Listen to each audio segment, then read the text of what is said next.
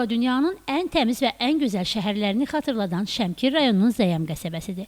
Televiziya tamaşaçılarımıza məlumdur ki, bir neçə il öncə Şəmkir rayonunun Zəyəm qəsəbəsində küçələrin bərbad vəziyyətini, küçələrə atılmış məişət tullantılarının yaratdığı zibilxanalarla bağlı sujet təqdim etmişdik. Lakin hazırda o dövrki qəsəbə ilə bugünkü qəsəbəni yan-yana gətirmək belə mümkün deyil. Buna səbəb isə Şəmkir rayon İcra Hakimiyyəti başçısının Zəyəm qəsəbəsinə İnzibati Ərazi Dairəsi üzrə nümayəndəliyinin tabeliyində fəaliyyət göstərən təmizlik işləri ilə məşğul olan işçilərin fəaliyyət göstərməsidir. Bundan əlavə qəsəbəyə məişət tullantılarının gündəlik daşınması üçün maşın da ayrılıb. Yerli sakinlərin sözlərinə görə işçilər həftənin 5 günü səhər saat 8:00 radələrindən başlayaraq qəsəbənin küçələrini təmizləyirlər. Bundan əlavə qəsəbədə təxminən hər 100-150 metrdən bir zibil qutuları düzəldilib ki, bu da sakinlərə imkan yaradır ki, onlar məişət tullantılarını küçəyə yox, zibil qutularına atsınlar. Sakinlər də əvvəlki qəsəbə ilə bugünkü qəsəbənin tam fərqli olduğunu bildirib və buna görə də dərin təşəkkürlərini bildirirlər.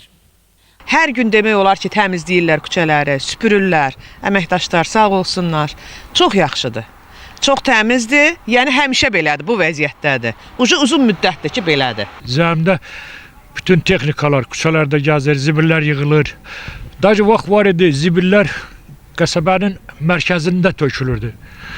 İndi Allah'a şükür ki, o zibil mərkəzdən çıxarılıb, kənara çıxarılıbdır.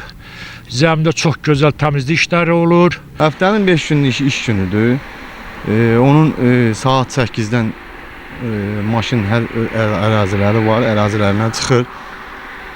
Zibillər yığılır.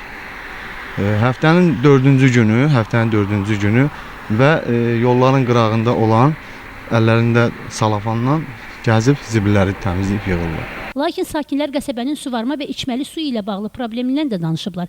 Qəsəbədə 4 ədəd subartezian quyusu qazılmasına baxmayaraq, onlar yalnız birinin fəaliyyət göstərdiyini deyiblər. Əməkdaşlarımız bununla əlaqəli Şəmkir Su Meliorasiya Sisteminin istismarı idarəsində də olub və idarədən baş mühəndisi bildirib ki, Zəyəm kabelləşmədən əziyyət çəkir, işıqdan, sudan əziyyət çəkir, əzizlərim.